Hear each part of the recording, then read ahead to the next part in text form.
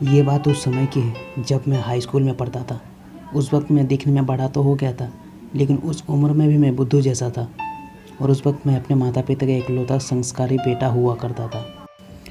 और मेरे दोस्त लोग मुझे ये कहकर चिढ़ाते थे कि मैं बेटा नहीं बल्कि बेटी हूँ, क्योंकि आज के ज़माने में संस्कारी शब्द सिर्फ बेटियों के लिए ही इस्तेमाल किया जाता है। लेकिन मेरी प्यारी माँ तो हमेशा मुझे ही संस्कारी बनाने में जुटी थी। सुना था मेरे जन्म से पहले माँ ने एक बेटी के लिए बहुत ही मन्नतें मांगी थी, फिर भी मैं बेटा पैदा हो गया और माँ का दिल तोड़ दिया। लेकिन मेरे बेटा जन्म लेने के बावजूद भी माँ हिम्मत नहीं हारी।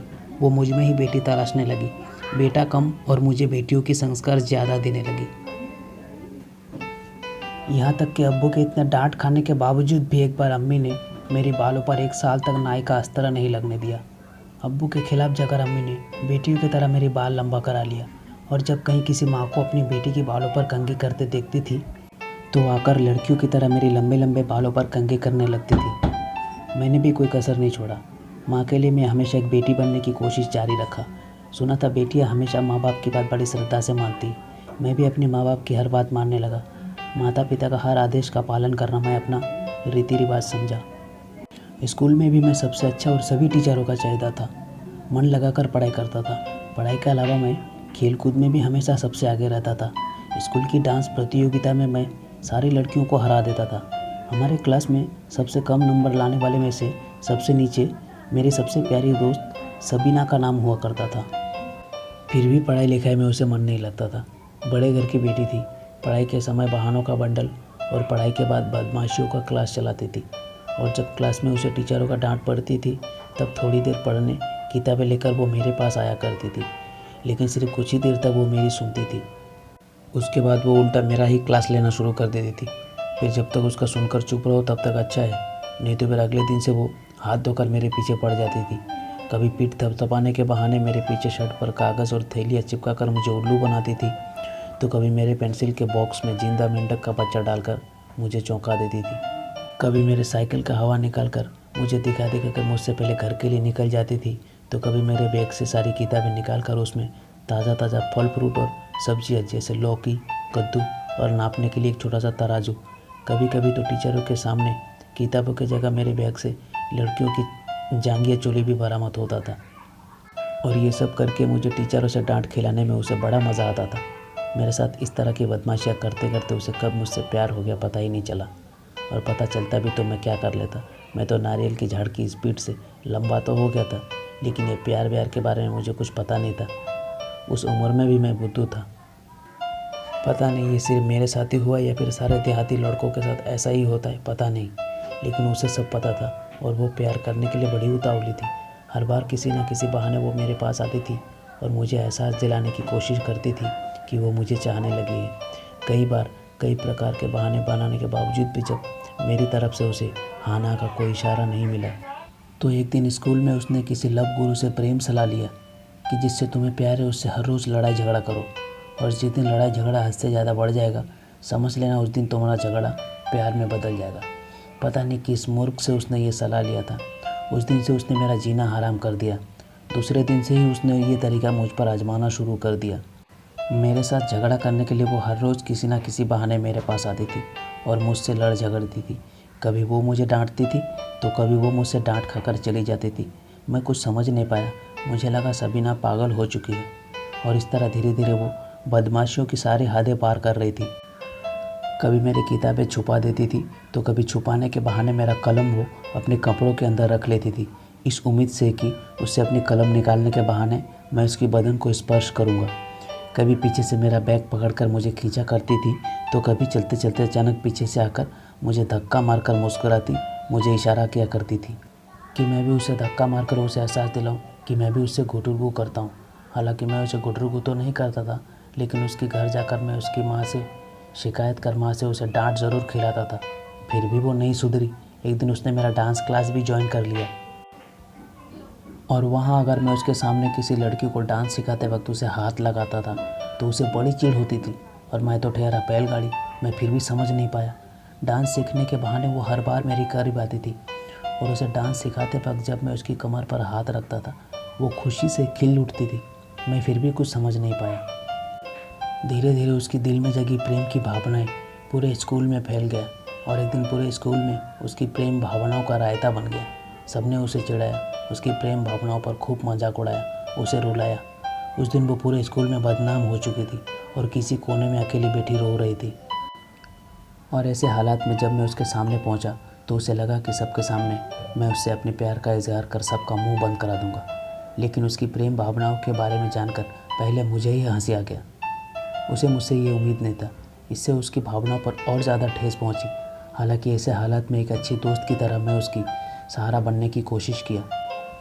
उसकी आंसू पोंछा, उसे सीने से लगाया, उसे अच्छी अच्छी बातें समझाया, लेकिन इससे वो संतुष्ट नहीं थी। उसकी भावनाओं पर मुझे हंसी आया, इस वजह से वो मुझसे रूठ गई थी और उस दिन के बाद वो कभी स्कूल नहीं आई। मैं तब भी समझ नहीं पाया। मुझे लगा सबने उसे रुलाया, उसका मजाक उड़ाया, इसलिए गुस्से में उसने स्कूल आना बंद कर दिया। कुछ दिन बाद एक दिन अचानक उसके जन्मदिन के मौके पर हम सब बिन बुलाए मेहमानों की तरह उसके घर पहुंच गए और जिसने उसे रुलाया था, उसकी मजाक उड़ाया था, वो सब ने उसे सॉरी बोला, उससे माफ़ी भी मांगा और हमसे रूठी हुई हमारी प्यारी सी गुड़िया मोम की पुड़िया को हमने मना लिया और हम सब मिलकर धूमधाम से उसकी बर्थडे मनाया। उस दिन वो बहुत खुश थी, पहले जैसे साधारण लग रही थी। मुझे लगा सब कुछ ठीक हो गया, पर ऐसा कुछ भी नहीं हुआ, बल्कि उसने मुझे एक और मौका दिया। मेरे खातिर सब कुछ भूलकर वो कुछ दिनों में फिर से स्कूल आने लगी और इस बार जब भी मेरी नज़रें उसे तलाशा, कहीं ना कहीं से वो मुझे छुप छुप कर देखती हुई मेरे आसपास ही नज़र आई और उसकी निगाहों ने मुझे हर बार यही कहने की कोशिश किया कि मैं हर वक्त ऐसे ही उसके पास रहूं, उसके साथ ढेर सारी बातें करूं। लेकिन इस बार वो मुझसे ठीक से बातचीत नहीं करती थी। मैंने कई बार मजाक मस्ती कर उसे हंसाने की कोशिश किया, लेकिन उसे कभी हंसी नहीं आया। उसके चेहरे से वो मुस्कान, वो रौनक, वो खुशियाँ जा चुका था। वो बदली बदली सी लग रही थी। मुझे देख देख कर मन ही मन वो पता नहीं दिन ब दिन कौन सी ख्यालों में डूबी जा रही थी। एक दिन मैंने चुटकुला सुनाकर उसे हंसाना चाहा और बदले में उसने मेरे सामने अपनी चिंता जाहिर कर दिया। मुझसे मेरी दिल की बात जानना चाहा। उसके लिए मेरे दिल में क्या चल रहा है वो मेरी ज़ुबान से सुनना चाहा। मैं नादान, नासमझ, मूर्ख, फिर भी कुछ समझ नहीं पाया। अपने दिल में मैंने झांक कर देखा, लेकिन उसे लेकर मेरे दिल में ऐसा कुछ नज़र नहीं आया, ना ही ज़्यादा गहराई तक मैं कुछ समझ पाया। उस वक्त भी मैं उसे एक अच्छी दोस्त की नज़र से देखा। उसके बाद पता नहीं उसके मन में क्या चलने लगा। ज़्यादा उसने मुझे सीने से लगा लिया। उस दिन वो मन ही मन रो रही थी, जो मैं समझ नहीं पाया और ना ही ये समझ पाया कि कल क्या होगा। अगले दिन से उसने फिर से स्कूल आना बंद कर दिया। हालांकि शुरुआत के दिनों में मैं उसके बिना 1-2 दिन रह लिया, लेकिन उसके बाद मुझे उसकी ना होने की कमी महसूस होने लगा। ऐसा लगने लगा जैसे उसके बिना मैं अधूरा हूँ। कुछ दिन स्कूल में दिन गिन गिन कर बेसब्री से उसकी इंतज़ार करने के बावजूद भी जब वो नहीं आई तो मुझे और रहा नहीं गया और दूसरे दिन उससे मिलने के लिए मैं उसके घर चला गया और घर पहुंचा तो पता चला किसी बात पर उसकी माँ भी मुझसे नाराज़ है। मुझे अपने बेटे जैसे मानती थी, लेकिन इस बार आंटी को पता नहीं क्या हो गया। उन्होंने मुझे सबीना से मुलाकात तक नहीं करने दिया। आंटी ने मुझे दरवाजे से ही वापस भेज दिया। मुझे और टेंशन हो गया, क्या करूँ, कहाँ जाऊँ, मैं कुछ समझ नहीं पाया। स्कूल भी जाता था तो वहाँ सबीना के बिना मेरा थोड़ा भी मन नहीं लगता था। उसके बिना मुझे कहीं चैन नहीं आता था। हर वक्त मुझे उसकी याद सताने लगा था। वो पढ़ने लिखने के बहाने उसका मेरे पास आना और खुद पढ़ना छोड़कर उल्टा मुझे पढ़ाना, उसकी वो बदमाशियों का पल और क्लास में मेरे बैग से सब्जियों का बरामद होना और टीचर को मुझे डांटते देखकर उसका मन ही मन मुस्कुराना। धीरे धीरे मुझे ऐसा लगने लगा जैसे उसे याद कर उसकी यादों में खोए रहना मेरा आदत सा हो गया। कितना दिन तो मैंने उसके ख्यालों में खोया रह गया, मुझे पता ही नहीं चला।